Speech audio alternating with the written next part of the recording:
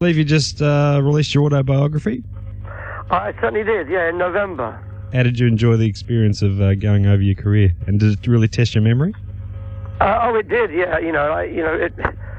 Doing something like that makes liars of us all. But, you're absolutely sure about some things until you start putting two and two together. You think, well, wait a minute, I didn't know that person for another 5 years. You do come up against a few brick walls like that. But at the same time, it was a very enjoyable experience in lots of ways, because I didn't know if I could write. And, of course, the jury's still out on that. But I'm happy that, the way it worked out. Tell us about your musical involvement before the Small Faces. I was in a couple of bands before that. Well, my first band, the Mule Skinners, we were kind of a blues group, and this was around the time when the Stones first started, and a lot of groups in England started around the same time. And actually, when I saw the Stones playing in a little club, it was kind of like the green light, came on. I said, yeah, wait a minute, they're doing it, maybe we can, And we got to back some blues legends in that time. I mean, Little Walter, Howlin' Wolf, and Sonny Boy Williamson. And I mean, it was just the most amazing experience. You wouldn't think those people really were in the same, on the same planet. But, here was us 16, 17, 18-year-olds playing with legends, What initially drew you to the keyboards? To tell you the truth, part of it was that there weren't that many keyboard players around. And I couldn't play guitar very well. I could only play rhythm guitar. And I thought, well, one day I was listening to Chuck Berry, and I was thinking, well, I could play that rhythm on the piano quite easy. And I learned that. I sort of switched it from guitar to piano. And then basically after that, I thought, well, there we go. And then, of course, a little later I heard Booker T and the MG's Green Onions. And I thought, boy, that'd be cool. Because with an organ, you don't have to do too much. Well, I mean, you'd think, anyway, you don't have to do too much work because you just have to hold the notes down. You know what I mean? You hit them once, keep your hand down, and they're still playing. Yeah. That's kind of cheap music right there. I didn't realize there was anything other than that, that you had to, figure out, but that's simple. But in terms of keyboard players, who were some of the ones that you looked up to when you were starting out?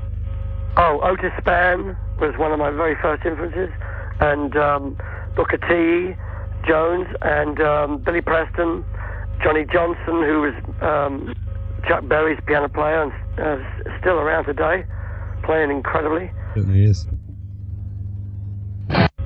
How do you think, looking back now, how do you think the Small Faces coped with pop stardom? Did you handle it well? I think we handled it pretty well. I mean, we didn't have much time to consider it. We were just on the go the whole time, Yeah. It's only after you reflect, to how things were. I mean, times were pretty crazy. I mean, it really was. But it was very exciting. Finally, I was in a band where we could play music all day and all night, and that's just all I wanted to do. I guess like many bands at the time, you would have had your share of problems with dubious management, financial dealings and things like that. Do you have a story to tell there? We were thieved from worse than just about anybody. It's just a horrendous story, and I do, of course, cover it in the book. But unfortunately, you're not allowed to call these people thieves legally. Isn't it amazing? Yeah. You're not allowed to state the obvious fact, but I describe, I find my way around it. But we were thieved upon, and in fact, worse actually almost than having, the money stolen from us. And even up until 1991, we'd never received $1 from Decca Records, and up to 96 before we got anything from Immediate, or we never actually got any back royalties. That was all gone, but at least now we're getting paid for some of it. I guess it'd be hard to put a dollar value now on those back royalties too, wouldn't it? Well, tell you the truth, I can put a dollar value on it, I know, but it doesn't make me any happier just mentioning it. It's millions and millions. Is it a regret at all that... pounds, by the way. Yeah, of course. Is it a regret at all that the band never toured the US? Yeah, it's a shame, but, that's just what happened. We never got over there, and we had hits, but never got to tour. There was a tour suggested, and our manager didn't want us to go over there because he would have had less control over us, and we would have probably met someone who we would wanted to, sign with. And so he told us, he gave us a very bleak picture of what touring would be like in the States. Instead of our beautiful limousine, we'd have been driving in a bus with 5 or 6 other bands, 4 or 5 month tour, earning no money, and, he painted a very bad picture. So we said, no, we don't want to do it, and he was quite happy. Yeah. You think, I guess it would be obvious that the whole course of the band's history may have changed somewhat had you been able to get over there. Yeah, maybe, yeah. But then, anything could have happened, we had a great time. We sold a lot of records. We got a lot of fans to this day. I have a website, and I'm in more touch with my fans now, or our fans, I should say, than ever before. And it's fantastic the questions people ask you, and the contact that I have now. I really, really treasure it. How would you sum up relationships within the band? The guys got on pretty well? With Small Faces, yeah, particularly well. I mean, Steve would get on my nerves. He'd get on everyone's nerves after a while because he's a very, very hyperactive person. But we had a good laugh together. We actually surprisingly got on very well. In fact, Ronnie, Steve and I lived in a house for over a year together. And then later on, when we had wives, we moved in together again. It's not something many people could do. Basically, we were kind of living in a communal house, So that tells you something about the relationship. How do you look back on the mod movement that people tended to associate the band with at the time? Well, it's great. I got a gig here in Austin when I come back from Australia on May the 15th. It's mod night. There's still mods, even if they're 20 years old now. It carries on. And I had a guy come up to me outside a gig in London a couple of weeks ago, Mac, and he wanted to grab me by the neck. He's wearing an anorak, and he just looked like any mod from any sort of generation. When you think it's like 30-odd years on, it's really strange. Compared to a lot of other stuff that was released around the same time, all the classic Small Faces material seems to have stood the test of time more so than a lot of the other stuff. Anything you can put that down to?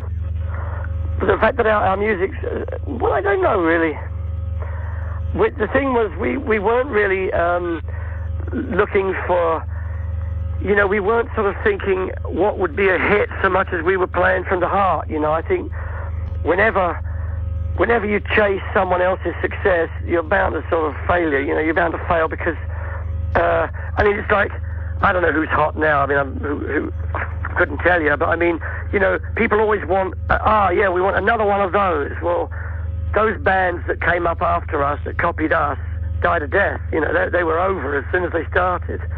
And although we were influenced by a lot of people, the music was as fresh as it could be. And I think that's why it sort of lasts, really. Can you recall any particular session or any particular song that the moment you had it down on tape, you realised that you had something special there, more so than any other? Tin Soldier. Yeah. Absolutely, yeah. All or Nothing, too. Thought you might say that. Really? That's I play All or Nothing with my band, and I'd play Tin Soldier if I could sing half as good as Steve. But I know my limitations. What prompted the Reformation in the 70s? Well, the suggestion was made that if we got back together again and made a video, because they were going to release Itchy Park and Lazy Sunday. If we made a video and then did one show, a live show, taped it, filmed it, and released it, that we could make a lot of money. And they were going to put Itchy Park out anyway, as it happened. And anyway, they promised us £1,000 up front, and they never paid us. We did the video. The song was a hit again, and we looked at each other and said, well, actually, it's nice to see you. Let's see what songs we can get together. And it was Greed in the first place, but then, we continued because it seemed like a good idea. unfortunately, Ronnie Lane thought it was a rotten idea, and he bowed out the first night. And then we carried on, and maybe we should have too. So you don't look back on that time very fondly now? I do, but the music doesn't stand the test of time, I don't think. Yeah. I don't play those records, you know. And it was going backwards, you know, I must admit. I got sick of playing Itchy Park straight away. I mean, I was an older chap by then. It felt silly to be singing, "It's all too beautiful." It wasn't that beautiful to me. How would you like the Small Faces to be remembered? I'd like them to be remembered for the music.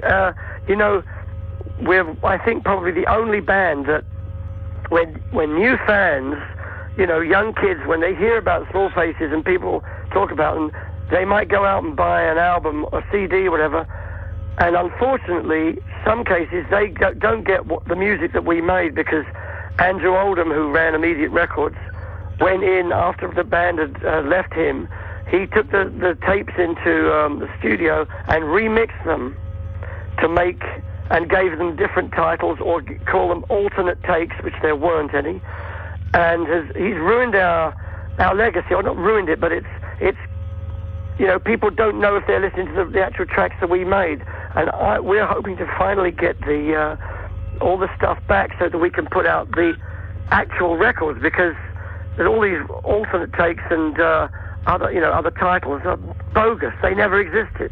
They were just a means of him of increasing the catalogue to the power of two and having more money. Yeah.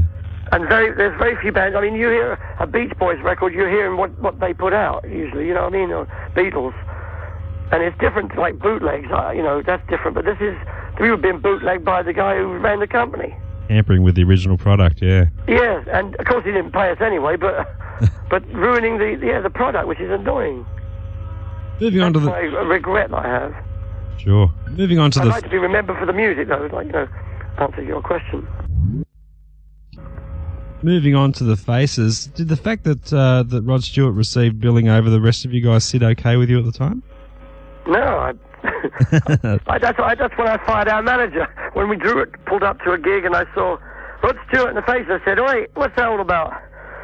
And apparently the promoters didn't know whether, when the Faces performed, whether he'd be there, but he always had. You know, he was the singer.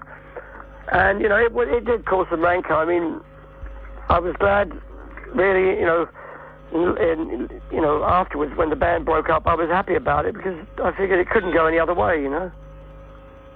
Did it test relationships between Rod and the rest of the guys as well? Oh, yeah. Oh, he was quite aware of it, you know, I mean, yeah. He kind of moaned a little bit at first, but he didn't do anything to stop it. And that would have been, I mean, I never saw a billboard that said Mick Jagger and the Rolling Stones, or Roger Daltrey and the Who, but of course he was having the hits. I read where you mentioned Ronnie Lane was the heart and soul of the Faces. In what way was that, and how badly did it affect things when he left? Well, it affected the balance. Woody's what is he, Pisces, June the 1st, and he sort of swings this way and swings that way. He's everybody's mate, you know, he's great like that. And he wrote with Ronnie and he wrote with Rod. And Ronnie was our second singer, you know, wasn't just Rod. And Ronnie was the songwriter in the first place when we formed Faces. Rod was, you know, the singer, but of course he was writing, but it all sort of changed. But when Ronnie left, there was no one to sort of to hold Rod back. You know, it was just the balance went to Rod, and the songs were all about, you know, girls and just that. Where Ronnie was singing about life, you know, he was singing about all kinds of things. Outside your work with the Small Faces and Faces, what would you put down as some of your major career highlights, things that you look back on most fondly? Touring with Dylan. Yeah. Putting out 4 records of my own. Writing the book, actually. I'm really pretty proud of that. Done a long list of sessions over the years for other artists. That must be a refreshing change for you, away from the confines of a band situation? Oh, yeah. I mean, I still do that. I've done 4 sessions this week with different bands, and I just, you know, I enjoy playing with different people. Of course, I'm looking forward to seeing my pal Renee Gale when I get down there. Yeah, she just released a new album. Has she really? Yeah. Was that best of? No, a new one. Oh, good. Been in the works for quite a while, so we're all quite excited about that. Well, I hope she's in town when I get there. I think she is, yeah. Good. Is touring in general still a pleasurable experience for you? You know, I would love to get off the road. I don't enjoy as much as I used to. I mean, I enjoy the 2 hours every night playing. You know, it's like Charlie Watts said, being in the Rolling Stones is like spending like 5 years playing and 30 years waiting around. And it's actually the proportion of time is it's less than that, less playing. 2 hours a night, you know, 5 nights a week. It's not enough, and you don't really get to see places like you wish you would. But you do meet. I mean, I can't deny that playing live is very important to me, and meeting people. But the actual grueling tour. I mean, you know, it's like going to Australia and back from here. Boy, big trip. Oh, and like the last night after the last show in Perth, I've got basically from the time we come off stage, I've got 6 hours to get to the airport or to get on the plane. So you know, I won't be sleeping. I'll just be packing, get on the plane. What sort of flight is it from Perth to Sydney? Is that about 4 or 5 hours? Yeah, that'll be about right. And then a 4.5 hour wait in Sydney. That's nice. God. Yeah, no, the shine has gone off touring, really. You know, I mean, I'm looking forward to being in Australia because I've had great times there. But the actual suitcases, hotel rooms, planes, you know. If you could just snap your fingers and be from place to place, it'd make all the difference, I guess. Really, that's like the new internet. That would be good, wouldn't it? Tell us a bit about your band, your current band. This is the Bump Band. Yeah. This band I've had now for almost 5 years here in Austin. It's Don Harvey on drums, Scrappy Judd Newcomb on guitar, Garth Morlix also on guitar, who produced my record, and Sarah Brown on bass. And we're a rockin' little combo. And you've just got a new CD out? Yes, Best of British. I'll be bringing some down, actually. Oh, terrific. Tell us a little bit about it. Well, there's a couple of songs I wrote for Ronnie Lane, and Ronnie Wood sings on one of them, Hello Old Friend, and we recorded them both actually on this day last year, April the 1st, Ronnie Lane's birthday. All right. Yeah, and there's one song I wrote with Billy Bragg, and he sings on that with me, called Best of British, which is actually nothing to do with me or he being Best of British. It's about my son. And there's a couple of songs Ronnie Wood played guitar on as well. She Stole It and This Time. And a couple of ballads and a couple of little romps through Middle Eastern music. There's kind of all kinds of tastes on it, but it's basically a rock and roll record. Sounds great. Now you are touring here with Billy Bragg. What's your connection with Billy in the past? Well, actually, I saw him. I'd met him before. He came down to meet me. A mutual friend introduced us because he was a Faces fan, big Faces fan, and he came and we had a few drinks one day in LA when I was living out there, and then years went by and I saw him on television one night, just guitar and voice, you know.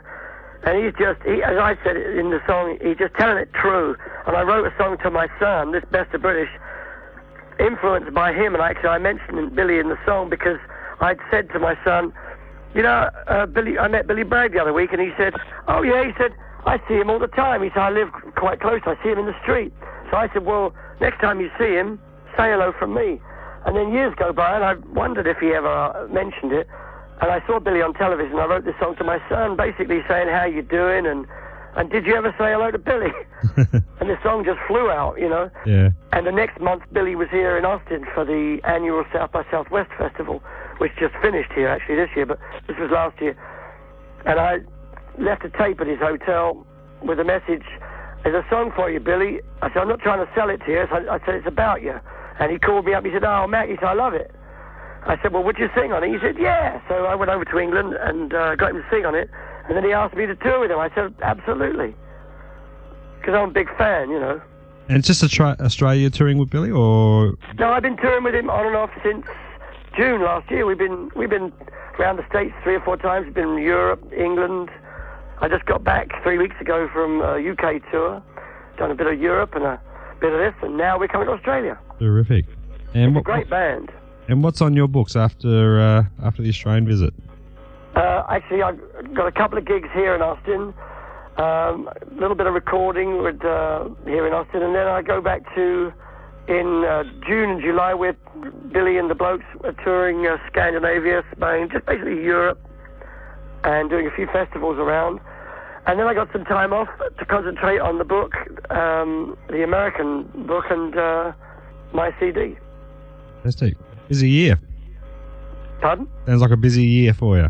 It has been, and it continues to be, I'm happy to say. And it's nice because it's varied. You know, I work with Billy, I do sessions. You know, it's backwards and forwards. Terrific. Okay, Ian, look, I won't hold you up anymore. I'm sure you've got some packing to do before your trip down here.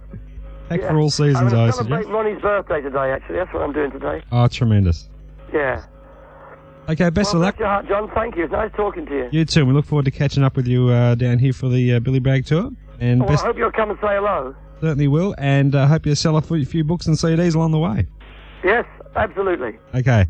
All the best. Take care, Ian. Thank you. Bye-bye. Ta-da.